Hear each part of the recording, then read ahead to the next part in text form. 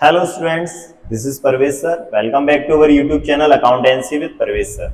आज class 11 commerce के लिए जो हम चैप्टर लेकर आए हैं वो है ट्रायल बैलेंस। तो ट्रायल बैलेंस के कुछ और क्वेश्चन भी मैंने पहले अपलोड कर दिए हैं, तो आप चाहें तो हमारे channel accountancy with Parvez sir की जो क्लास 11 कॉमर्स की प्लेलिस्ट है उसमें जाके चेक कर सकते हैं। वहां आपको बेसिक क्लास से लेके मिल जाएंगे। और अगर अभी तक आपने हमारा चैनल सब्सक्राइब नहीं किया है तो प्लीज जल्दी से सब्सक्राइब कर दें अकाउंटेंसी विद परवेज सर, जिससे कि आपको latest video, daily class, online class होती है, डेली आपको वीडियो मिलते रहेंगे। और बेल आइकन को प्रेस करना बिल्कुल ना भूलें, जिससे कि आपको नोटिफिकेशन मिलते रहेंगे। ठीक है ना। तो क्लास 11 कॉमर्स जो है उसमें जो टॉपिक है हमारा trial balance, most important topic है और प्रैक्टिकल लाइफ में भी बहुत इंपॉर्टेंट टॉपिक है।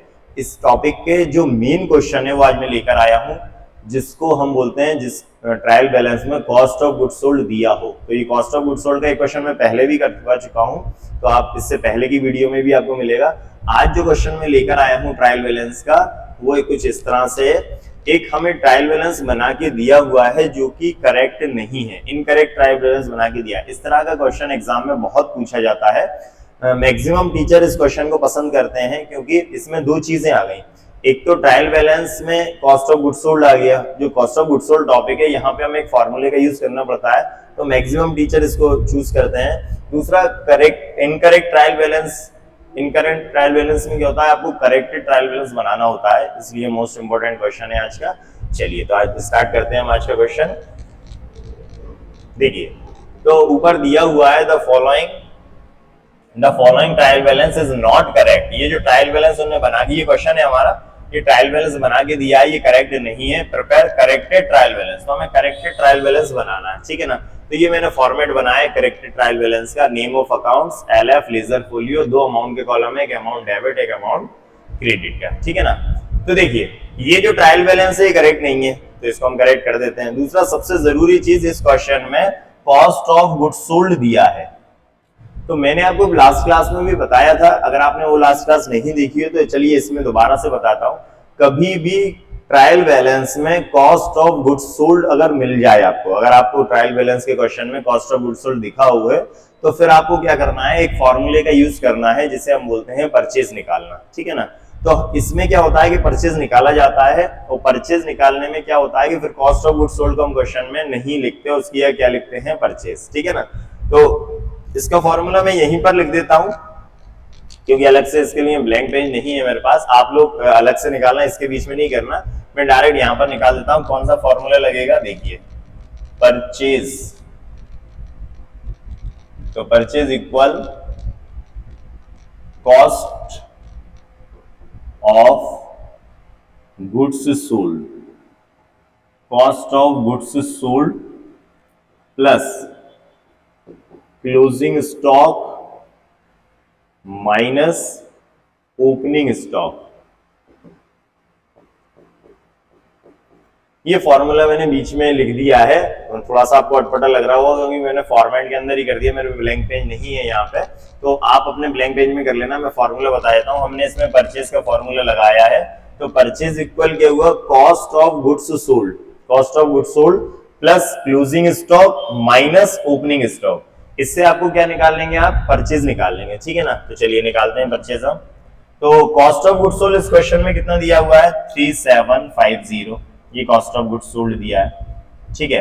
क्लोजिंग स्टॉक कितना दिया है, 1000, प्लस कर देंगे हम क्लोजिंग स्टॉक को। एंड ओपनिंग स्टॉक कितना दिया हुआ है, 1500, 1500 को हम क्या करेंगे, माइनस कर देंगे। ठीक है ना। तो हम 3750 मतलब 3750 में 1000 प्लस किया तो कितना हो गया, 4750, 4750, इसमें से हम माइनस कर देंगे 1500, कितना बचेगा, 3250। ठीक है ना। तो इस तरह से हमने क्या निकाल दिया, परचेज निकाल दिया। ये मैंने परचेज क्यों निकाला है, देखिए सुनिए आप। जैसे आपको कभी भी ट्रायल बैलेंस के क्वेश्चन में कॉस्ट ऑफ गुड्स सोल्ड दिखे तो इसके दो मेथड होते हैं ना। एक तो ये यूनिवर्सल मेथड है कि हम क्या है कि अगर कभी क्वेश्चन में कॉस्ट ऑफ गुड्स सोल्ड दिया हुआ तो आप परचेज निकाल लें। ठीक है। परचेज का हमें एक फॉर्मूला लगाना पड़ेगा, cost of goods sold plus closing stock minus opening stock. तो इससे हम क्या निकाल लेंगे, परचेज निकालेंगे। और जब हमारा परचेज आ जाएगा तो फिर हमें कॉस्ट ऑफ गुड्स सोल्ड नहीं लिखना, उसकी जगह हमें क्या लिखना है, परचेज लिखना है। एक तरीका तो ये है। इससे आपका ट्रायल बैलेंस का टोटल दोनों तरफ का इक्वल आएगा और क्वेश्चन सही रहेगा। ठीक है, एक दूसरा तरीका भी है, वो भी मैं आपको बता देता हूं। आप दोनों में से कोई भी फॉलो कर सकते हैं, दोनों तरीके फॉलो कर सकते हैं, गलत कोई सा भी नहीं होगा। ठीक है ना। चलिए, तो सेकंड जो मेथड है उसका वो ये है कि अगर क्वेश्चन में कॉस्ट ऑफ गुड्स सोल्ड दिया हुआ है, ठीक है, तो आप फिर परचेज का फॉर्मूला ना लगाएं, कॉस्ट ऑफ गुड्स सोल्ड लिखें, उसको डेबिट करें, cost of goods sold debit होता है तो उसको डेबिट करें। ठीक है, फिर आपको क्लोजिंग स्टॉक लिखना है और ओपनिंग स्टॉक नहीं लिखना। अब मैंने आपको बताया शुरू से कि ट्रायल बैलेंस में क्लोजिंग स्टॉक नहीं लिखते। ठीक है ना, जिसके लिए हमने ये फॉर्मूला लगा दिया परचेज का, तो जिसकी वजह से हम क्या होगा कि ओपनिंग स्टॉक लिखेंगे, क्लोजिंग स्टॉक नहीं लिखेंगे, जैसा कि हम कंसेप्ट देखकर आए हैं। लेकिन अगर कभी क्वेश्चन में कॉस्ट ऑफ गुड्स सोल्ड दिया हुआ हो तो फिर सेकंड मेथड में आपको क्या करना है कि कॉस्ट ऑफ गुड्स सोल्ड लिखें आप एज इट इज, जैसा दिया हुआ है डेबिट में लिख दें। ठीक है, फिर आप ओपनिंग स्टॉक नहीं लिखेंगे क्वेश्चन में ट्रायल बैलेंस में, और क्लोजिंग स्टॉक लिखेंगे। और जनरली जितने भी क्वेश्चन होते हैं ट्रायल बैलेंस में हम क्या करते हैं, ओपनिंग स्टॉक लिखते हैं, क्लोजिंग स्टॉक नहीं लिखते। लेकिन अगर क्वेश्चन में कॉस्ट ऑफ गुड्स सोल्ड दिया है तो आप कॉस्ट ऑफ गुड्स सोल्ड लिखें और क्लोजिंग स्टॉक भी लिखें उसी के साथ, दोनों डेबिट होंगे, कॉस्ट ऑफ गुड्स सोल्ड भी डेबिट होगा और क्लोजिंग स्टॉक भी डेबिट होगा। फिर आपको ओपनिंग स्टॉक क्वेश्चन में नहीं लिखना है। ठीक है, इससे कंफ्यूजन क्रिएट होता है कि सभी क्वेश्चन में सर हम क्लोजिंग स्टॉक नहीं लिखते, फिर इस टाइप के क्वेश्चन में क्लोजिंग स्टॉक लिखना है। इसलिए हम लोग क्या करते हैं कि ये फॉर्मूले का यूज करते हैं जिससे कि परचेज निकल जाता है, और परचेज निकलता है तो फिर हमें क्या करना है, अब हमें क्लोजिंग स्टॉक नहीं लिखना है, जैसा कि सभी क्वेश्चन में हम लिखते हैं, क्लोजिंग स्टॉक नहीं लिखेंगे, ओपनिंग स्टॉक लिखेंगे, और कॉस्ट ऑफ गुड्स सोल्ड किया है क्या लिखेंगे, परचेज। ठीक है ना, इसको आप नोट कर लें, इस फॉर्मूले को नोट कर लें, परचेज के याद कर लें आप, purchase equal cost of goods sold plus closing stock minus opening stock. इस तरह से आप परचेज निकाल पाएंगे। ठीक है, तो मैं इसको हटा रहा हूं, 3250 ये हमारा परचेज आ गया है 3250। चलिए, तो सबसे पहले हम यही लिखते हैं, परचेज को यहां लिख देता हूं मैं, परचेज। ठीक है, तो परचेज कितना आया हमारा 3250 मैंने सबसे पहले परचेज लिख दिया, जो हमने भी क्वेश्चन में फॉर्मूले से निकाला था। ठीक है, अब स्टार्टिंग से करते हैं। तो सबसे पहले दिया है इसमें कैपिटल। अब कैपिटल क्या होती है, कैपिटल एक लायबिलिटी में आती है, कैपिटल क्रेडिट होती है। ठीक है ना, तो कैपिटल को क्रेडिट करना है, लेकिन इन्हें डेबिट किया। इन लोगों ने गलत ट्रायल में इनकरेक्ट ट्रायल बैलेंस बना के दिया है, तो कुछ चीजें उसमें हो सकता है सही भी हो और कुछ चीजें गलत हो, तो हमें अपने कंसेप्ट को ध्यान में रखकर सारी चीजें लिखना है। जैसे कैपिटल को हमें याद है कि कैपिटल क्रेडिट होती है, तो हम क्रेडिट कर देंगे इसको। ठीक है ना, तो यहां लिखेंगे कैपिटल, तो कैपिटल 2250 है, क्रेडिट कर देंगे हम 2250। ठीक है ना, 2250। नेक्स्ट, इसके बाद सेल्स है, सेल्स 5000 है, क्रेडिट ही की है और क्रेडिट ही होती है, तो हम सेल्स को क्रेडिट कर देते हैं। क्रेडिट कर देंगे कितना, सेल्स कितना है 5000 है, तो हमने सेल्स को क्रेडिट कर दिया 5000। ठीक है, फिर सेल्स के बाद क्या दिया हुआ है, salary and rent. Salary and rent expenses है, जितने भी एक्सपेंसेस होते हैं वो सब डेबिट होते हैं, तो सैलरी और रेंट को हम डेबिट कर देंगे। यहां लिखेंगे salary and rent, salary and rent. तो सैलरी एंड रेंट कितना है 500 है, डेबिट हो जाएगा, एक्सपेंसेस है। ठीक है, next opening stock. Opening stock दिया है 1500, ओपनिंग स्टॉक डेबिट होता है। ठीक है ना, स्टॉक एसेट्स है और एसेट्स डेबिट होगी। ओपनिंग स्टॉक ट्रायल बैलेंस में लिखते हैं, क्लोजिंग स्टॉक ट्रायल बैलेंस में नहीं लिखते हैं जब आप परचेज का फॉर्मूला लगा रहे हैं। तो ओपनिंग स्टॉक कितना है 1500, डेबिट करेंगे हम। ठीक है ना, 1500। Next machinery, machinery 1250 machine assets है, एसेट्स डेबिट होती हैं, तो मशीन को हम डेबिट कर देंगे। तो मशीन को डेबिट करेंगे कितना 1250, डेबिट हो जाएगा 1250। ठीक है, मशीन को डेबिट कर दिया। फिर इसके बाद क्रेडिटर्स, क्रेडिटर 750। अब क्रेडिटर्स क्रेडिट होते हैं, लायबिलिटी है क्रेडिटर्स, तो क्रेडिटर्स को हम क्रेडिट कर देते हैं। तो क्रेडिटर्स कितना है 750, क्रेडिट करते हैं इसको 750। ठीक है, नेक्स्ट डेटर्स, डेटर एसेट्स है, डेटर एसेट्स होते हैं। ठीक है ना, जिससे हमें पैसा लेना है बिजनेस में, तो डेटर्स 1500 है, डेबिट कर देंगे डेटर्स को। क्रेडिटर क्रेडिट होते हैं और डेटर्स डेबिट होते हैं, तो 1500 को हम डेबिट कर देंगे। ठीक है। डेटर्स के बाद क्लोजिंग स्टॉक नहीं लिखना है, आपको याद रखना है, ट्रायल बैलेंस में क्लोजिंग स्टॉक नहीं आता है। ठीक है।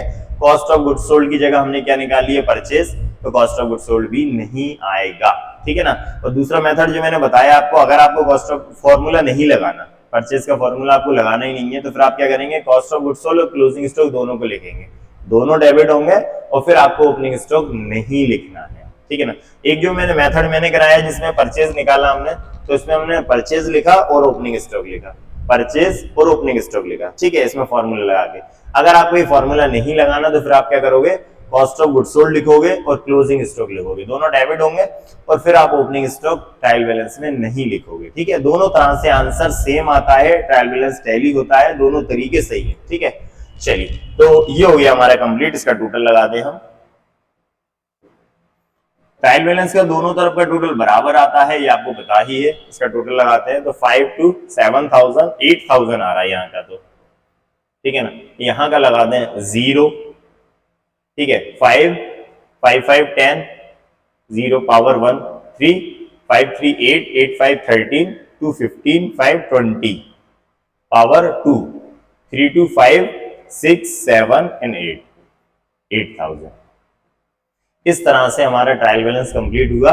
इस क्वेश्चन में हमने दो काम करे हैं, एक तो गलत ट्रायल बैलेंस बना के दिया था, इनकरेक्ट ट्रायल बैलेंस था, तो हमने करेक्टेड ट्रायल बैलेंस बना दिया। एक चीज तो कुछ चीजें इन्हें गलत रॉन्ग साइड में दी थी, जो चीज डेबिट होती है उसको क्रेडिट में लिखा था, जो क्रेडिट होती है उसे डेबिट में लिखा था, हमने उसको करेक्ट कर दिया, एक चीज। और दूसरा, इस क्वेश्चन में कॉस्ट ऑफ गुड्स सोल्ड दिया था, उस कॉस्ट ऑफ गुड्स सोल्ड की जगह हमने क्या करा, परचेज का फॉर्मूला लगाया। और परचेज का फॉर्मूला क्या होता है, बहुत सिंपल है, पूरे चैप्टर में ही हमें एक फॉर्मूला याद करना है, purchase equal cost of goods sold plus closing stock minus opening stock. इस तरह से आप परचेज निकाल सकते हैं। जब आप परचेज निकालेंगे तो फिर आप कॉस्ट ऑफ गुड्स सोल्ड नहीं लिखेंगे। ठीक है ना। तो ये क्वेश्चन हमारा कंप्लीट हुआ करेक्टेड ट्रायल बैलेंस का।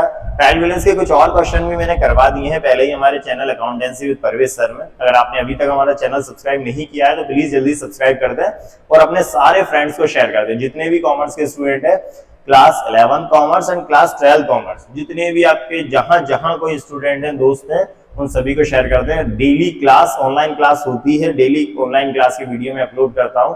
हर एक टॉपिक को हम कवर कर रहे हैं, अकाउंट्स के जितने भी टॉपिक हैं। जैसे हमने क्लास 11 कॉमर्स की बात करें तो पहले मैंने जर्नल करवाया था, मोस्ट इंपोर्टेंट टॉपिक है आपका जर्नल, क्योंकि उससे रिलेटेड कई सारे चैप्टर हैं। जर्नल किया हमने, फिर हमने कैश बुक का चैप्टर किया, फिर कैश बुक में हमने अदर बुक भी किया, जिसे सब्सिडरी बुक्स भी बोलते हैं, परचेज बुक, सेल्स बुक वगैरह। ठीक है, फिर इसके बाद हमने लेजर वाला टॉपिक लिया। Ledger chapter most important chapter है फॉर क्लास 11 कॉमर्स, लेजर का, जिसमें पोस्टिंग की जाती है। ठीक है, फिर इसके बाद हमने ये टॉपिक लिया है ट्रायल बैलेंस। तो सीरियल से चैप्टर चलते जा रहे हैं, आप लगातार पढ़ते रहिए। आप एक एग्जाम भी आ रहे हैं तो पढ़ाई स्टार्ट कर दीजिए। और जो भी डाउट्स आते हैं क्वेश्चन में तो आप प्लीज मुझे कमेंट सेक्शन में जाके पूछ सकते हैं कि सर ये चीज प्रॉब्लम आ रही है, मैं उसको जरूर आंसर दूंगा। ठीक है, तो नेक्स्ट क्लास में फिर से एक नया टॉपिक लेकर मैं क्लास 11 कॉमर्स के लिए आऊंगा और आप जुड़े रहिए हमसे, लगातार पढ़ते रहिए हमारा channel accountancy with Parvez sir से। ठीक है, नेक्स्ट वीडियो में मिलते हैं आपसे। Thank you and good bye.